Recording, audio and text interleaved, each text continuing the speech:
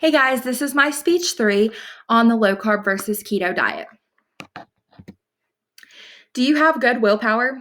Any diet that you try is going to require a lot of willpower. Dieting is a normal regimen for many people. However, most people start and stop in the same week. Dieting regularly is not an easy thing to actuate. A low carbohydrate diet is healthier, more long term, and easier to stick to as opposed to the keto diet. The keto diet is very popular nowadays. Unfortunately, it is not an easy diet to actually stick with. And for those who are actually wanting a real result, a low carb diet is much easier to obtain as it is much healthier on the body. I have studied the keto diet and the low carb diet for over a year now. I have personally tried both diets, and I am aware of the downfalls and the pros of each of the diets. I hope to shed some light on the low carb diet and why it's a better option by explaining the important aspects of the low carb diet and the keto diet, as well as why low carb should be an option for you. Important aspects of the low carb diet include some of the following. Low carb diets are much easier to maintain long term. It does not restrict most of the things that you can eat on a daily basis. You still have a decent amount of carbohydrates that you can have in the day. With low carb, you're able to eat between 50 to 100 carbs a day. And this sounds like a lot. However, there are many foods that have carbs in them, such as 2 cheeseburgers would easily take up that amount of carbs for you.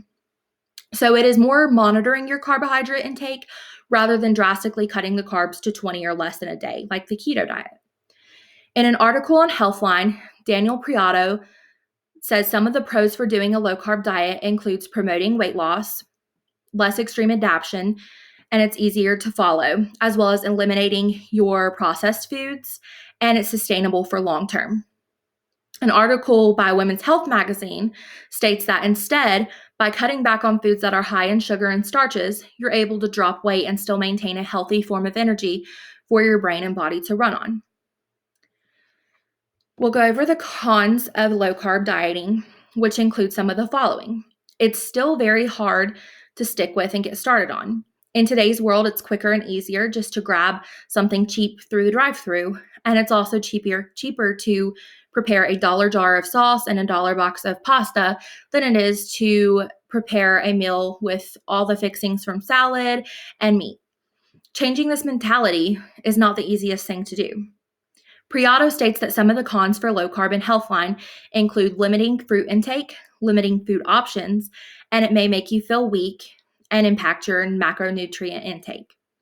Low carb diets can take longer for weight loss, which in most cases is a con, but it can be a pro as well because usually the longer it takes to shed the weight, the better and easier it'll be to keep off.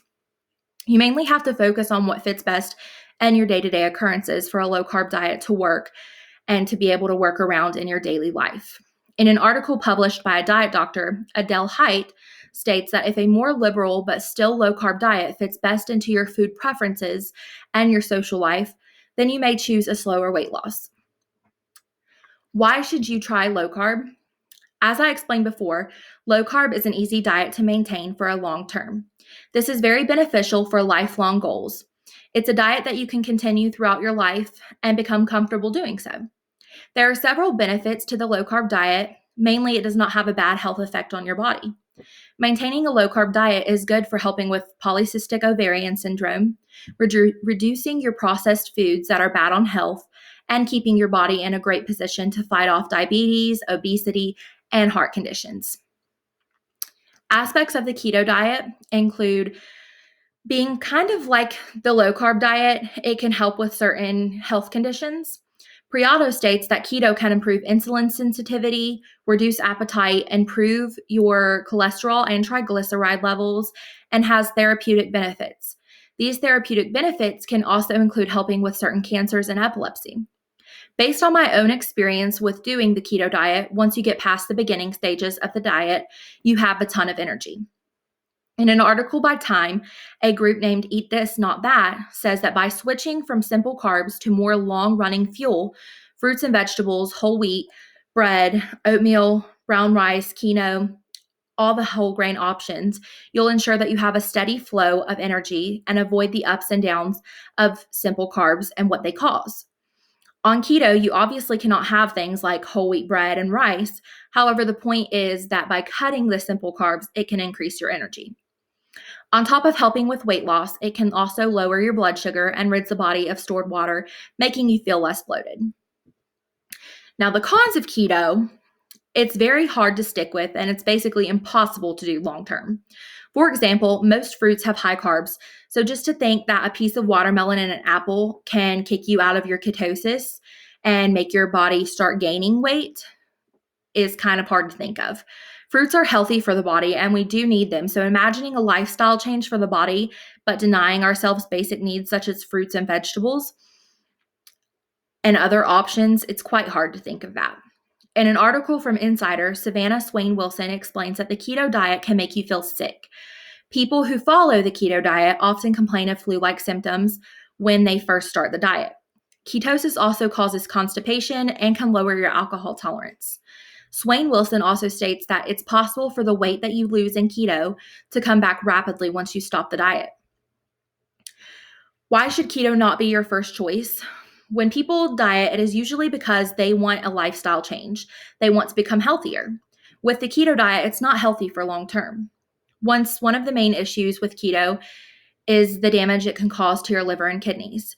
In New Medical, Yolanda Smith explains that kidney stones are a common complication for children following the diet, approximately 5% of patients suffering with this condition. As well as additionally, patients have an increased risk of bone fractures. This is a result of acidosis that keto causes. With keto, you must eat very high fat, therefore increasing cholesterol and triglycerides, which is not very healthy. Smith says that for adults, most common complications include weight loss, constipation, increased level of cholesterol and triglycerides, and women can experience disruptions of the menstrual cycle. So keto is not that great for weight loss. There are quite a bit of information circulating on why everyone should do the keto diet, and it just helps shred the weight so quickly. While you can still have those delicious foods by finding different ways to make them, there are also different types of keto snacks which can subtract the erythritol, which is an added sugar alcohol, as well as your fiber to show a net carb, which is supposed to be healthier. This makes it possible to eat indulging snacks like keto brownies, Rebel ice cream, and even certain potato chips. All of the ideas for keto are great in theory. However, it may be proven that it's not the best. In an article posted by uChicagoMedicine.org, the author received word from dietitian Mary Condon, who said more often than not, it's keto and it's not sustainable. Oftentimes, weight gain may come back and you'll gain more than what you lost.